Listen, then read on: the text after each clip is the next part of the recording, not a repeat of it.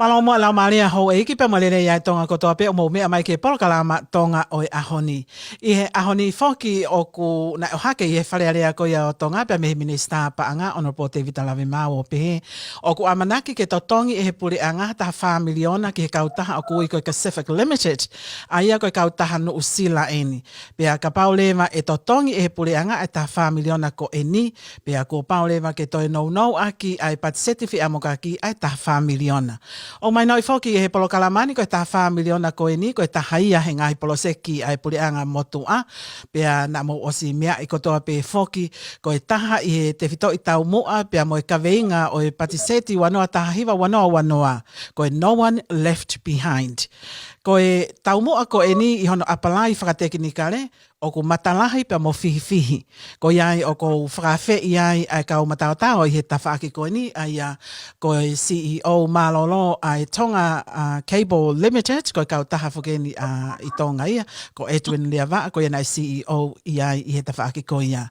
Pea mo me mipa pe ko e sea ko ia o e poate Malolo ai TCL pe ko Tonga Cable Limited ko piveni piukala ke na o mai e naua ai whakaikiki o e talanoa ko e ni. O ngā tangata malo mo e tau mao ai fiafini. Malo pit se dita, malo tau lava. Okay.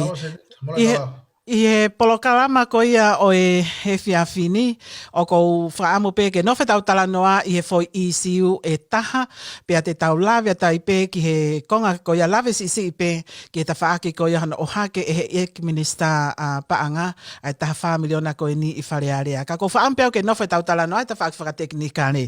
Ko iai o ko whaampe ke u laki o atau ai whehu i uluaki ki te koe piveni piukala. E piveni na e anga wheho o kau mai ki he poloseki ngawe ko e ni, ko e hae tau mua na ke kawai ki ai, pia mo e tau mua o e poloseki ngawe ko e ni, piveni.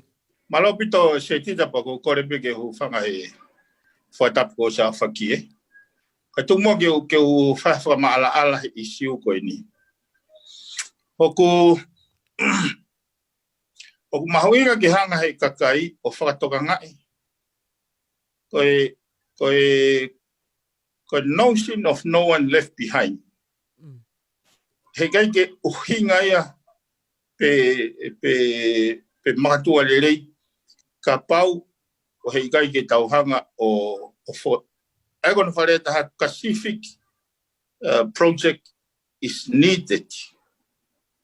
I he whanua ka pau ko notion of no one left behind of mean to anybody. He koe project ko ia, koe initiative pe me TCL, Tonga Cable Limited. Nai makatu unga ia mea ki mautolu, e teknikare pe mo e poate koe TCL, ke kumi hafounga o ku maa, affordable, pea tene lava, kene hanga o reduce the cost ki he consumer. Taimi kana o i he poate ai te ke huma i tuini o ngau e CEO. Nai o hake ai issue gogo he foi kei polo Hawaii ki go redundancy project ia na initiate mai me he mei te ki kai lead he minister go ia ko ia ka go tokon paremia. Na e whakawhihuia rewa e he poate o e aho ko ia. Ai makatuonga mo e business case, ai uhinga, ai tari ke pesiu ai foi direction ko ia. Mea pango na kai ke lava he management o tariui ki he whema o ko ia e poate whekau aki mo e cost benefit analysis mo e business case. Sai. Na e whakaukau rewa poate ke nau whai ha research whekun ki ha option ke whakakaukau a whatah mai option lolotonga. Koe option lolotonga ki utala noa ki ai. Option lolotonga na e os whakamore he kei polo ia ai paanga e 1.5 miliona Amerika. Aina i me yo fia i he panga 12 miliona tonga. ki hono part payment e foi konga na li he waha ofisi mo wawau. Pea toi ke totongi. Hangarewa he pure anga current toa. Toi ke totongi ai taha poi ni wha miliona US. Me whiunga moio. Aigo in total nei he 1 miliona. Ke foi konga pe ia ke li he waha ofisi mo wawau. Ko hono tau mo a ke hoko ko foi back up. Ka motu e kei polo pea ai kei polo mainline gon taulo tonga we ke hauni. Pa tonga we ke lewa foi back up. Ka hono pango ke whakakakato foi back up ko ia e au o ova he ni manoa miliona. Paanga tonga. Kato glava whakakato. Ai foi... Ia ko hono mo oni e se tita. Piveni kau mau talano atu. Ai ko foi connecta ko ia, ko foi hoko ko ia ia na taha po ne 5 miliona Amerika. Pea ka pau e toi kumi hame a ngāue ke whakahoko aki ai foi ngāue ko ia e ova i he whanoa miliona? Ko uhinga ia? Ko ia? Aia, ko taha po in wha e se tita. Ko foi konga, ko foi connecta ko ia na whio mo ua po in walu. Kana payment ua ua. Right. Sai. Ko foi project ine ka initiate he kei polo. I he poate ko ia aho ko ia na ka nau tui o ku vai polo whaka business. Pena nau mau beba mo whare me he World Bank o ku ikai ke nau pou kia he ko ia vai polo whaka business. Kai ke. And I try for a project ko ia pe me te ki mo togon paremia aho ko ia. Sai. Taingo na mau hua toi ke poate na mau hangarewa. Ko ui ko no o mai ko foi konga ua ko ke totongi. Ka mau fo o rewa ka mau tolu me mi pa poate pa na mau se ia rewa ai makatonga fai tutuni.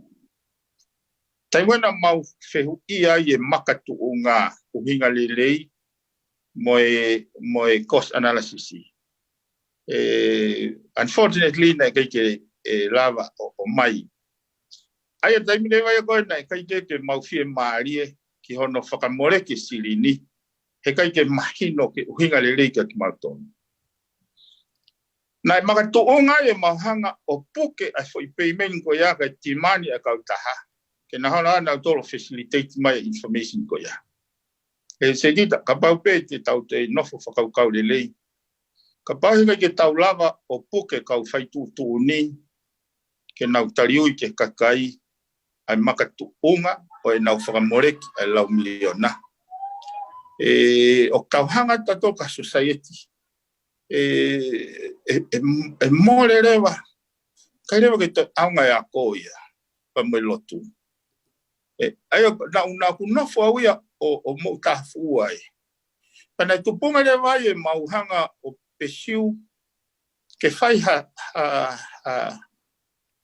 fekumi ki he ngahi option of available ke taula vai o whahoko evitantensi. He koe a whanga tupu se tita koe kakai te nau fuai teknolosia koe ni. Ko katoa o ana whakalere o hawhahinga business. E o mai katoa e u cost of incare he for whole process. O tāna ki maia o liriu nau tolu ki he cost per unit pa tau sāsika ka kai ki nau tato. Hange koe ngo glau.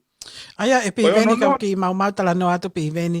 Aia e tu ko ni ko mena fie mau na ia fo fie mau ai kakai tonga ke to e maa ange. Mo toi waweange, ai ngā ue koe ni ki he communication i pe koe whetu utaki. Ko mo solution koe i he taimi ko ia, ko e fo i, ke whakatu e fo i connection koe na i pāanga e 1 miliona tonga, pea toi kapau na mo toi hoko atu ai e whiunga mo i whange au miliona. Pea kuke pehe, na mo hanga CV ia, pe oku maa whiunga ia, pe oku whaka business lelei, koe business lelei ia ki tonga pea mo pehe i kai. Pe whekau ki hoko mai ki a haikani, ki e tuini he tawhaaki ko ia. Okay. E tuini, ko haho na uhinga na mo whakakaukau ai, ke mo ngawe aki ai Pacific Limited, ko solution ia ki he palopalema ko ni o tonga. Ola bek se te pego ko le bek fa ma sa fa pa ko to pego sa fa ki. Ko raki be ko he timing e ko ngani ko me kon communication ni mo fitu ta do fito ke me ko connectivity. Ko staro no talangi ana no talanga I pe ko ko le vai as a human right. Di ta tau pe ke he freedom of ko fa ko ni na hange pe ko lava pe ni.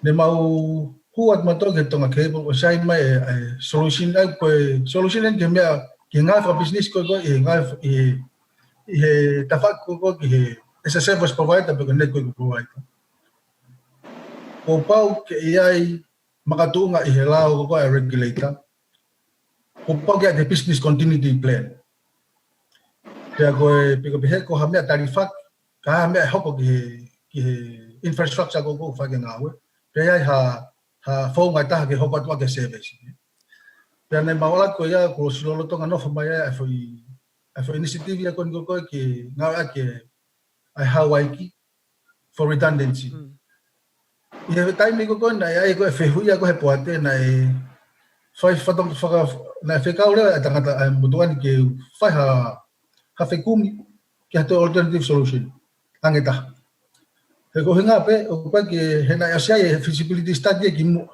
pane po pe hanga la pe ne po pe ke well penga be ATP o pa ke economically viable ke to only e tonga ya ha fo ke polo ke fika ua a fe ke polo ko na ro tonga na os fund he hunga ke hunga hoko ka redundancy he fulai os mai be fulai fa kamore kon ba ko sia la fa pe ben ke fa kamore ne fale ma fe gumi pe ma to fo krema ke drawing boards of o haki ko to feasibility study ke lunga o mai no le na ai pe fa kau ke nga ke pe satellite is another option Right. time ko ya na ki mama pe moi o to ka fe ha time ko ni moi Magu mai ko lo time ko ni lo to ngawe kasfiki ke na hanga o launch na satellite ada time ko ni na lo to nga foi comforting ka na YouTube ke U-band mau foi tau la creo fa le fitu ta ke kasfiki ona mai ai mau ingat na te mama age ya he option ko ki Hawaii ai fa va time ko ni me September ya wa fa valu Fale ma fe potano aqui. Ne ali fo wa ke panga teo ni mango teo fango fu. Ali fo ta no pa mai ele va foi ne na mai foi proposal. O to ta langa pe me poate va ta ngi. Wa ma ko ki Januari ko wa no ta hiva. Ho ko fa ta ma ko ma ko ta ki po.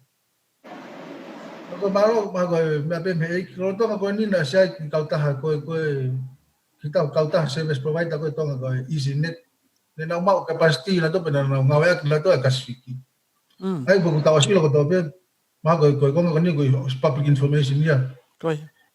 ne tau mo ko to pe foi ba time ko ni foi wiketa me wikewa capacity be ko connection ko EasyNet ko me ko ke mahina ko ke takai ke tau sio que tau sio fa poto ai hange pe la bi e fo ko to pe ke ka fai tu ni ko ha ho tau vi fa ta ke no slava ki mo programa ki mo pa tau sio ki ka fa to tolo nga hi pangia mama ni ta be pe me ruse pe nga to ka na information of na disclose ke public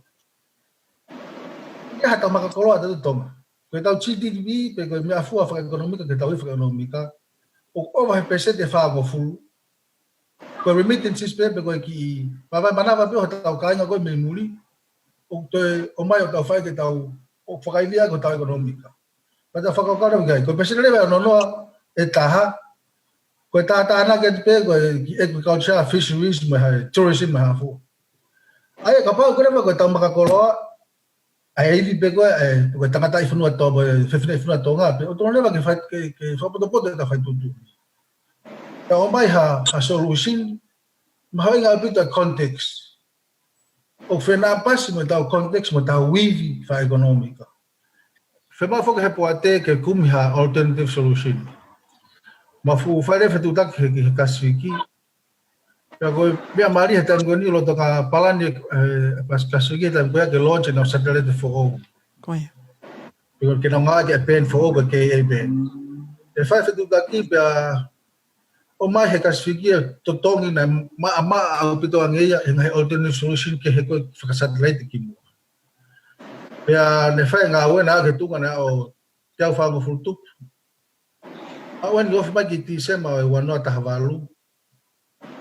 Teke moto ki teke hoko fata mato ke moto ke ko. Pe na ko ki Januari. Ako na imagino na ko public information ko sila to ta ko to again na mawa to ke polo. Pe na imagino le vai hen na ke ya business continuity plan ni hata. E ho service provider ka pe ni mo ko ma dolo ko ma service ko ma ki satellite phone pe. Na tau ilo ko to pe ki kau taha mea maari ko kau taha tonga pe ko isineti na na lolo tonga ma o ke besti me kasiki na tau mo uia ko I foi me ke taha me mi ko. Aia nei kai ke iai hatali whaki ia e tau service provider. Aia ko e tau service provider ko a tau tolu I tonga ko Digicel pea mo TCC. Kai ko ia? Ko ia, o service provider ia ai ko he retailer. Ko ia. Aia pa ko mo whetu utaki lewa pea mo e Pacific Limited o na o mai ai tuunga koe satellite. Piveni, koe hae uhinga ku tau alwai ki o mai ai satellite ke tau redundancy mai ki satellite instead ai fiber optic. Uluaki, koe ne affordability maa. Koe ne maa ino rewa maa ke kakai. Ko hono wā koe ne flexibility te tau lava o reallocate ai ngahi penwith ko ia ki hatoi whe mau keheangi. Hange koe I government project ki. Koe cost koe ai koe na tānoa me e tuini ki he redundancy continuity plan koe ai ongo service provider.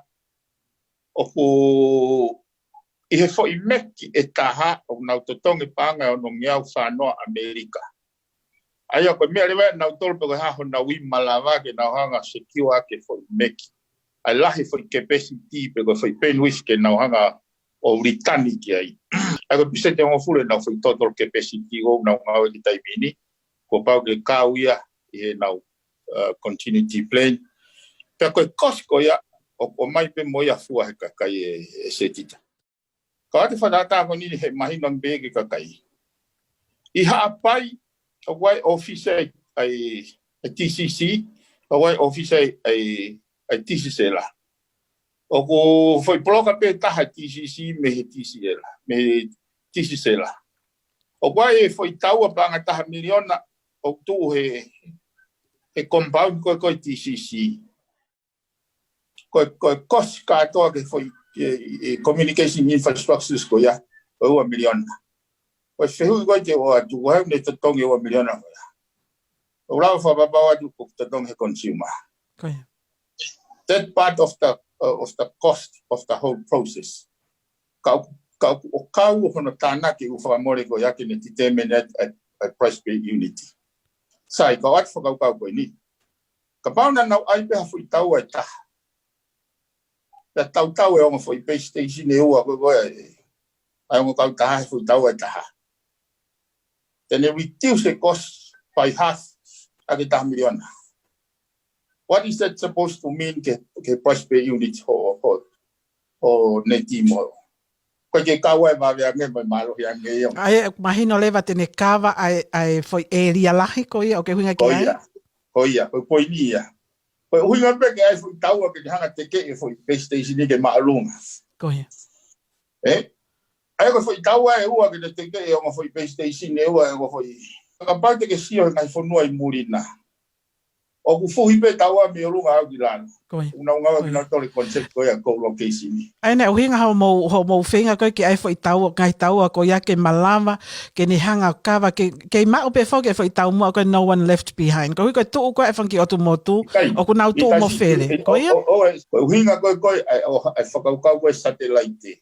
Mo le flexibility ke taulava o relocate holo satellite ka pau ko motu a foi penwith ko ya ka pau ko motu e vaha ko no fisi taulava vi ki ai vaha va o moha pai lava ri ki ai pau tau fe mau ki niwa foi flexibility ko ka ko hinga fo ko he foi kose ta o ne lava ia fai me ua tolu mo fa Mahina. anga pe ia tau pe ta hawa miliona tonga at most the exchange rate ko ta fa whakahoa ia ki he foi second cable.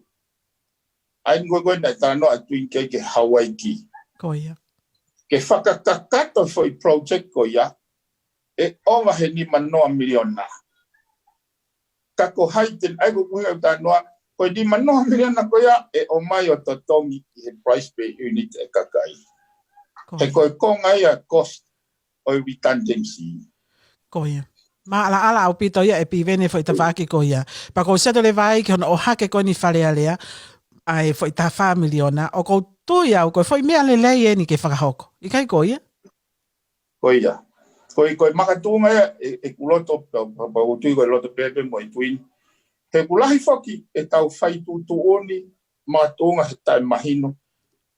O tauhanga o takihala i kakai.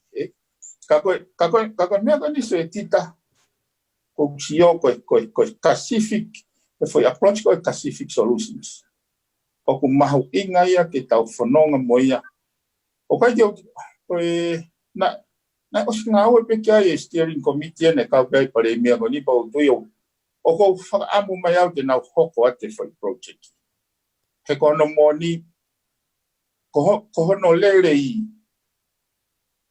ko kakai te hanga te nau inu monu ai. Okay. Ko hange as whaka e ilo. Ko hange whakawau, hange o mai whakitare. Ko hange o ki tae mahino. Ko ia, hange ka tea o mai whakapolitikare foi mea koe ni. Ka tumo ke whoki mahe ku maala ala mea koe ko ke tala no mai ke ai piveni. E tuini i he whakamatala koe o mai e piveni. O ki ai ha me ai o to tonu ke mau ilo ka ukai ke whehu i atu. Pa whewhe ai fo i tuunga koe ni koe ha ai o tala no mai piveni te mau e benefite a kakai i e fo i ka pau e hoko atu he pole anga lolotonga ai fo i poloseki koe ni.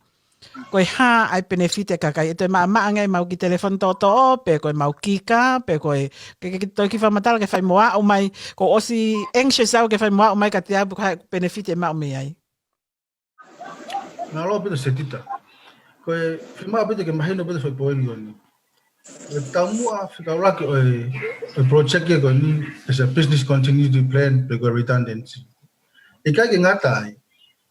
Koe whai solution koe ni une lava ia o whakahoko e toko taha kotoa pia i tonga o koe ke lava he kei polo o whakahoko. Koe tuka tai mini lolo tonga ni. Koe kei polo koe e tonga kei polo koe tonga maa koe tonga tai mini. Ai koe hau me fiski luka lofa ki hapai pe mo baba. A ngahi main island ni pe. Ai koe me ko baba o pe pe mo hapai mo tonga tapu. Koe kia awe ka koni ua koe whangi otu motu kotoa i baba koe whangi otu motu kotoa i hapai. Ai koe solution koe kaswiki kene mai me ai whai ka parangi two birds with one stone. Tene lava hoko koe mea ngā ue tarifat pe koe redundancy ka pao e hoko hapalo parema ke polo. Pea o kune toe lava o whakahoko interneti pe communication ni ke tapa kotoa pe o tonga o pe ke lava he kei polo o whakahoko he taimi. Ai ko hono maho inga au ki toe. Ka pati ke sea ka whakatata koe. O tonga hoko whaka palo COVID-19 i tai. Koe. Ka pana os implement e solution koni i tonga. E lava pe he potu ngā we ako o online pe whai ako pe ta o ai ane foi webinar o hake pe koe tautano he tamin he Zoom. Ane ko tō mai ki whanau ko tō e niwa ko whangi otu motu ko tō e wawa o ko ke lava o kone he whai pa he taimini ta tau pe mo hapai pe he whakpe mo eu. Aia ko solution e taha. Ko mea ki health. O kulotonga iai, ai mea offer pe ko donation ai Pacific ki taimin ko foi visit e ni mano.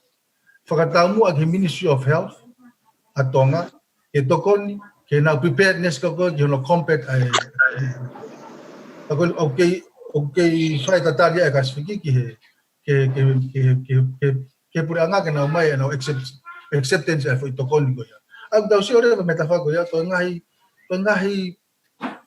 mo ngai moni mea ko ke le ko ke fon wa fa ka lu fo ka ko ta ngala ka piveni mana tu ko surcharge ko tariff ko ngo retailer e hiri ko to pe ye ke hu ma ko no ka customer pe ko takai Koi. ka ba ora mai ha solution ko ka solution back up ko ka tendency ko mamafa ko fe hiri ai ko hai tene fua ai fa ka more pe ko ma tu e hiri mark up ya retailer o lunga ke ma wene tu aya e to ngi ko to pe to pe he takai né a que tu que tá mini pego foi de fama pau pego pego eu acho que tá mini que para se ver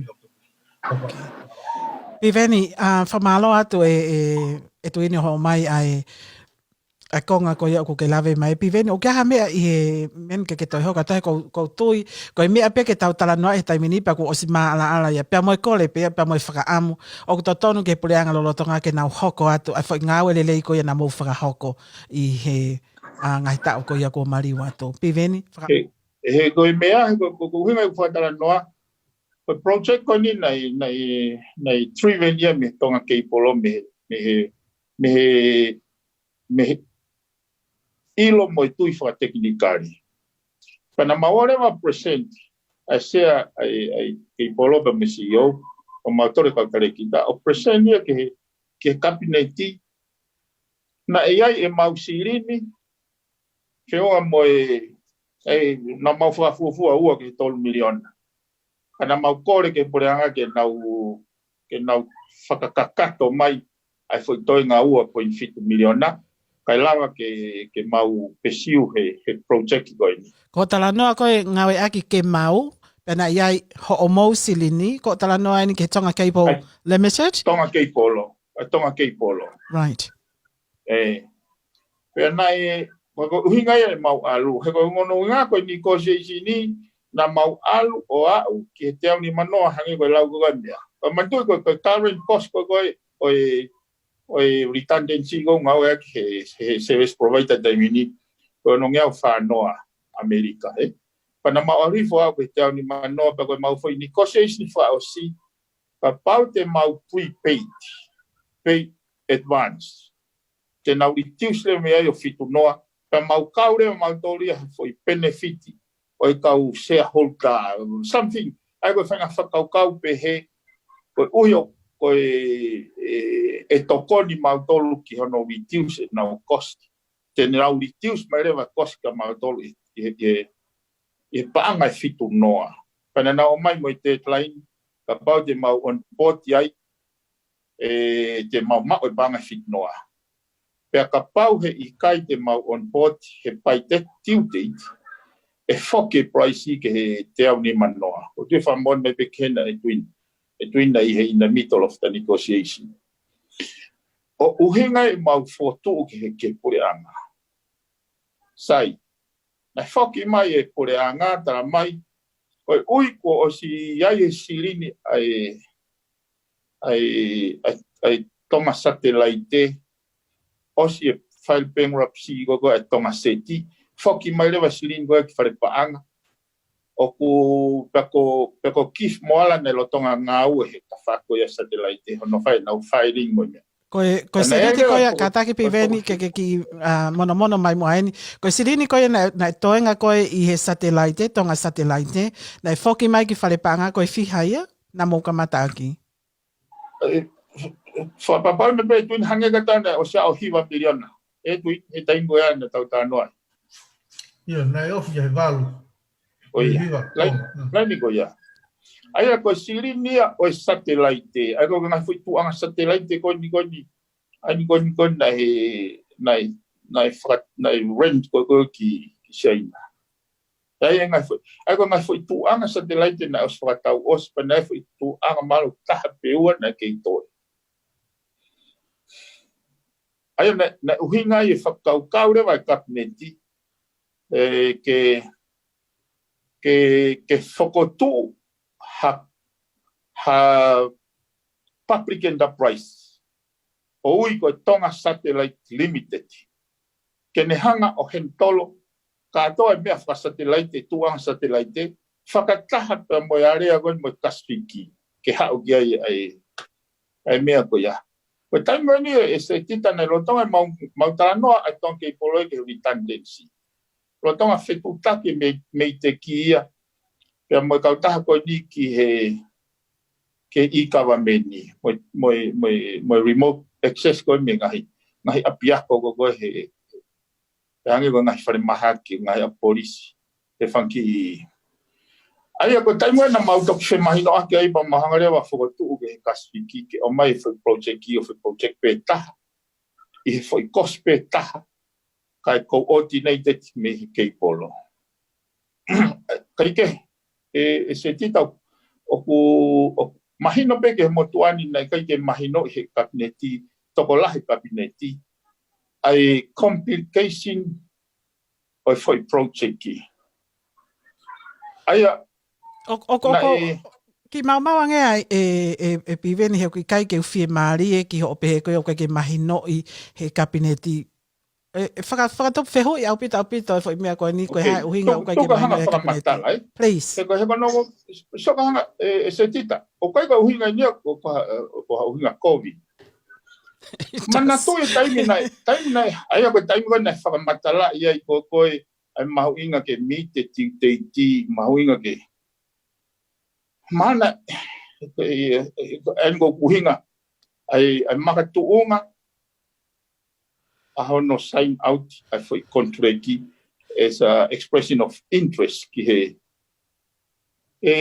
ko mahal ko e tuine uni ilo ave io ka ko hiko ke ave ki tau tolu ki he kontreki pe moe whakamooni koe nei whakahoko uhi he koe whakamooni ko ia o ku whihi ai pe o ku whihi ai a whaleale ai pe o ku whihi ai pe moe kakai ko uhi ko toi humai ko ia a whafofonga o tonga tapu whika wha o ne challenge e ia ai whakatoa ko ia na i kai ki aha nau ilo nau tolu ki he mea pena ki he whakamooni ko ia pena te kai ke pāsia pe me he kabineti pena te kai ki nau ilo e nau tolu nau kau i he o tui pau o tui pau o meanwhile pe ai tonga tapu wha ia ka koe ngataanga pe ene mahino ke isiu ia he nai he koe o tui whamoan pe ai tui njen koe lahi taha whataha koe ni me pare mia aho ni kau ki ai pa moe ministeri pa malolo kau ki ai pa moe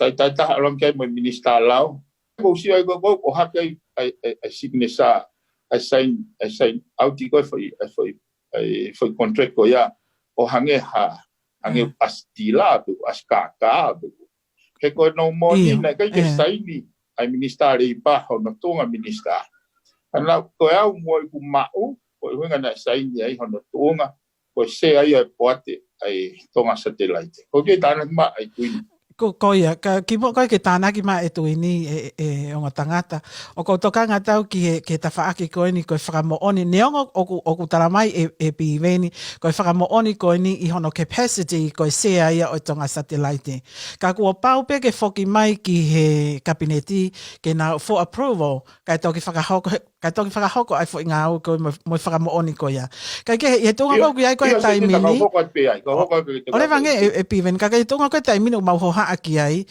na e fai ke kole ki ai ke ni kau mai ke programa ko ni ka kai ke ni lava mai ka ko na e whakamooni ki mua he approval ko ni a kabineti ko toi foi me e moia e taha o ko hoha atu ke fai maha clarification ai ke ha ma ka e tuin to ka ho pat ka to fope ka e tuin ka kai ke tuin to ton ke hoha i foi whakamooni ko ia I do hange ko whakatala noa ka pau ka whakamooni ko ia o kai ke legit o ye ha application e pure anga ke na ona na ia e uhinga ia na whamonia as a chairman of Tonga Satellite he makatuunga ke maulava miti ai foi deadline o mai me Pasifiki he ka bana mau miste foi teitigo ia pagi tau te tanoa tau tori he panga fitnoa kana mama fai ke whakaukau mau tolu me poate. Kana mau kore mau tolu ke pure anga ke whafoki mai whai project ke. He kono inga he nei loloto e whaitutun ko ia ki he benefiti e kakai. Ka koe, te whake koe ni o whakatara nok, mahino mai, ka toi ki recap ia, mahino mai ka pau na ikai ke mou, koe whetala noa aki koe apa mai kasifika, ka pau na ikai ke mou whairewa mou ngā ono, te mou toi whoki o totonga toi mamawhan ko te au ni manoa, pe ko te au whanau te au ni manoa. Koe uhi ke mao e foi price ko ia koe fitu noa na e pawai ke mou whakamooni. Iyo. Pana makatua ngai e whakamooni ko ia, ko uhi ke keep, ke mao e foi price ko ia na mou whenga ki ai. Ikai ko ia. Pa ko pehau ka fitu noa ma maa au pito ia. Ka koe foi mea kone o ko ka pau lewa na e toi whakahua atu pa ka ke tari he pure anga. E he kabineti. Motua. Ko o hake koe ni e pureanga koe ni e fo i taha whā, i he wharearea, ke totongi he pureanga koe ni, o kou whakakau ai ki he fo i tuunga koe ni, koe hano hinga o totongi ai he pureanga koe ni, pe o ai ke nau totongi, here koe ana i kai ke pāsi pia mi he pureanga motua. Neonga e tau whakakau atu, o ku totonu, koe fo i mea totonu e ni ke whakahoko ke totongi, ka o ku, it does not make sense. Yes, please. Koe, na iai ai foi tutun kabinet ia e aho toltaha siulai wanoa tahiwa. Tutun kabinet i fika valo no fiki. Na o si tuhu i hangaton pe ai ko tari he puranga tonga ai kontureki ko na ofa mai kasi. Regarding redundancy. Sai. Ai ko foi ko konga ke tari ako fo pehena ke tari pena tari. Na o tari be no. Aia koe tari ko ia, ai ni kou kai whika tolu, whika whā, o ko pehe mai ke tari, ka toi whoke o mai ha fo i ha details, whika whā rewa o tala mai, ke toki whaka mai, whaka hō mai ki he kabineti for approval, koe fo i tutun kabineti o ke tala noa mai ki ai? Ko whi tutun kabineti ko ia, o ko hunga ki ai. Ko tala noa te he whika tolu mo i whā, i tutun kabineti ko i o ke tala noa mai ki ai? Ko ia. Aia na e tutuni pia i whika whaia, ke toi whake o mai e details, mo i whakaikiki, o mai whakahō ke kabineti for approval. Koe whai tuunga koe ka ku os whai whake whakamooni. Koe mea ko ilo atu ki ai. Koe ha capacity pia mo i makatuunga o i whakamooni koe ni ta e kawai ai blessing ai pureanga motua. E se ni kau tokoni atau o kai ke utui au ia o totonu ke totong he pureanga makatunga he whakamooni pa wai ke utui au lechiti. O ko utui au ia o totonu ke pesiu he pureanga he project ki. Absolutely.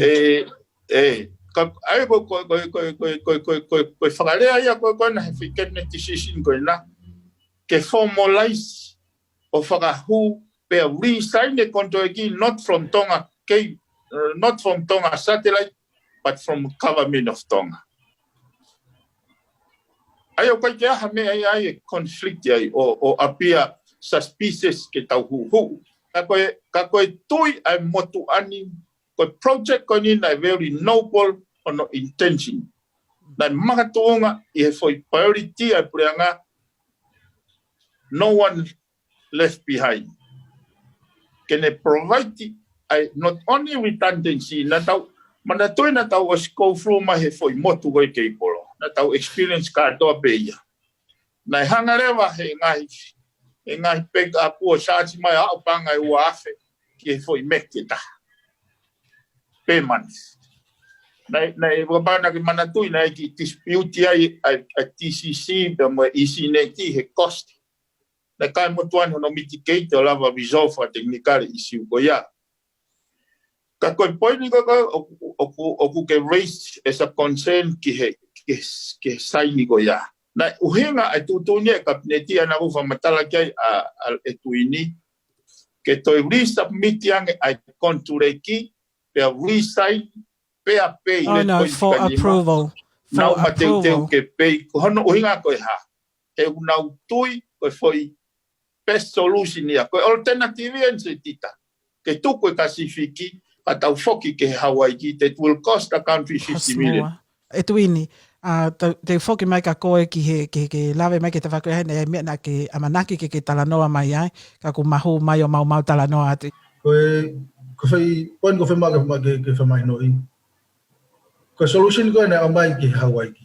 Pe ko ke polo fikaua mato. Ai ko laka bibin almi au ki ni mga fu million matonga. Ko ne nga ko fai ko ne fika hoko pe avava o ki foi ke polo o alwa ki Hawaii fo mato. Ka pau na os fika hoko foi solution ko ni. Pe hoko ko ai mau ko ke polo. Pe mau ko ke polo na mo tulo avava mo apa ia. Ke pe nga au. Ko tari jai ikai. Nai. Aya ko ia whangatuku, the best optimal solution ki redundancy a tonga, para to provide my connectivity, ko solution ko ke kasfi. Malo besit.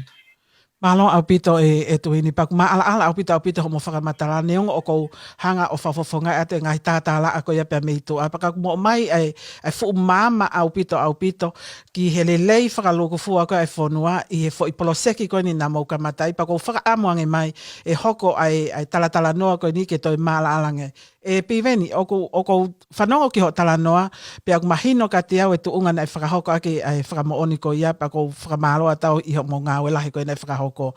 Ko e tawhaaki koe ni ke o mai ki he pule anga koe ni, mohono o hake koe i whare area e he minister pa anga, o kai ke fuilo i pe hai asenita koe ia, kai tuk peka nao tolu.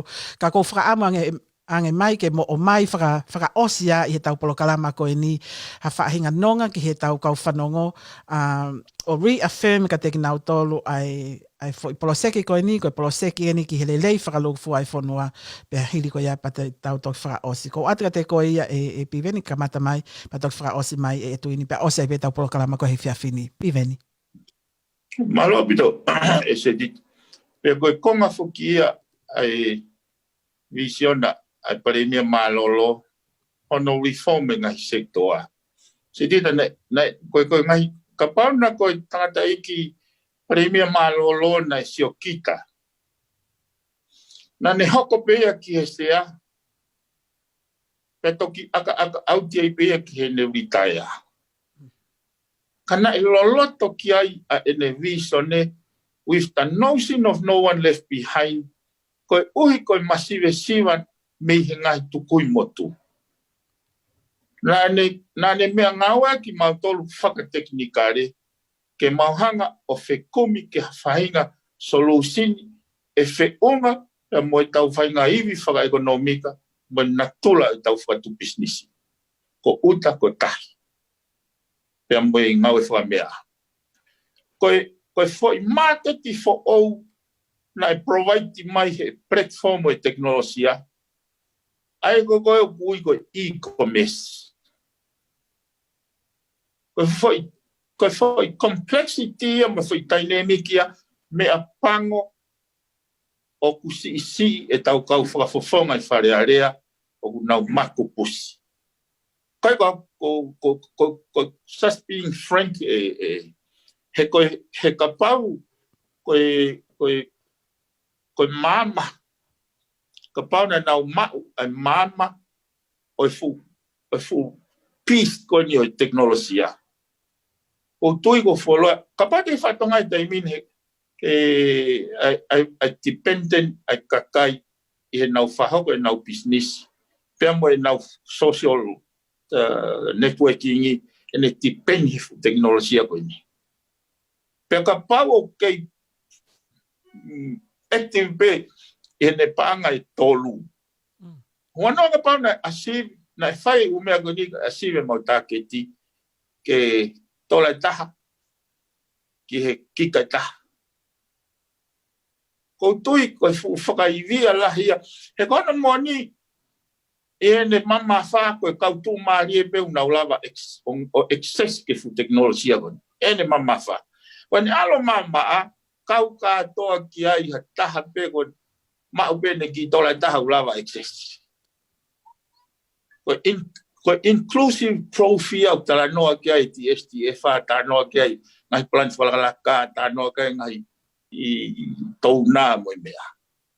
Ka koe tala noa mo angutu pe.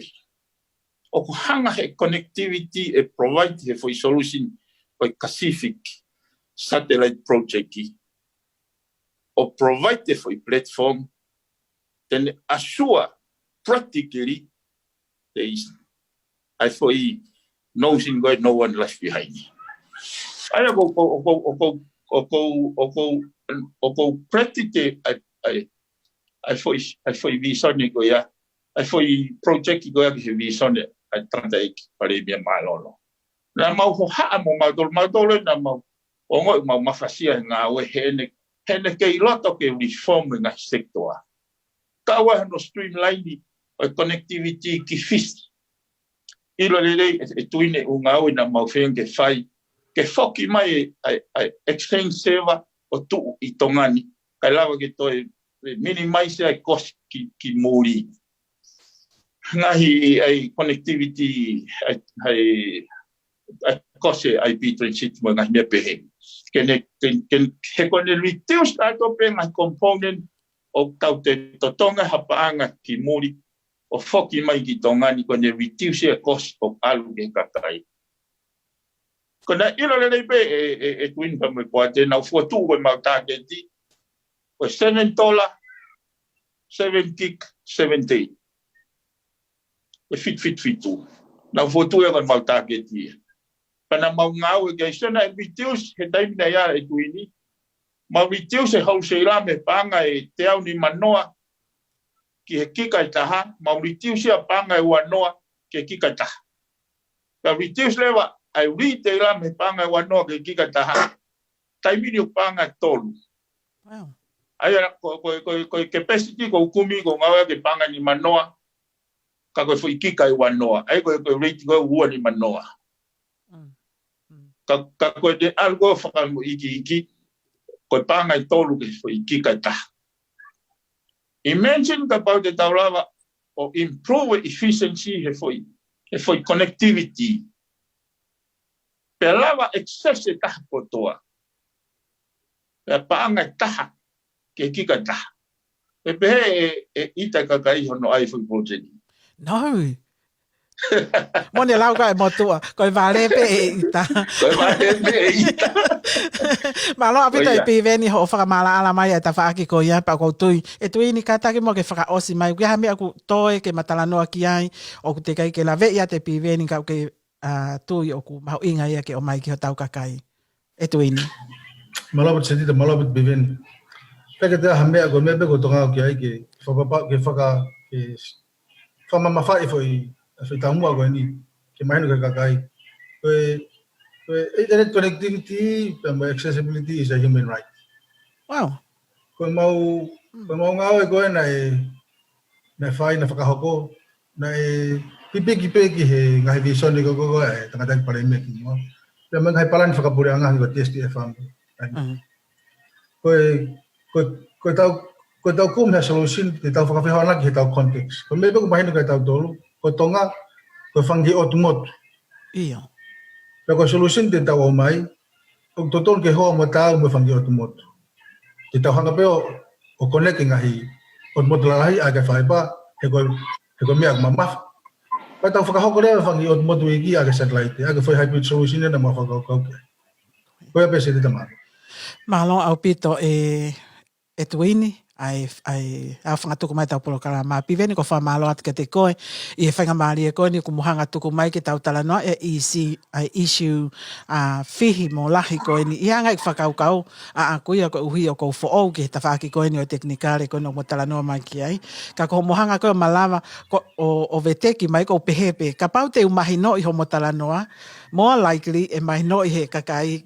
I kai au pito ha ako ilo whakateknikare. Ka ko talato, ko mahinoi, o ko mahinoi ho mo talanoa mai.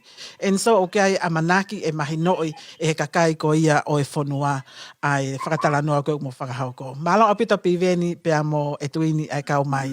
Malo apita, tua whato. malo apito Palo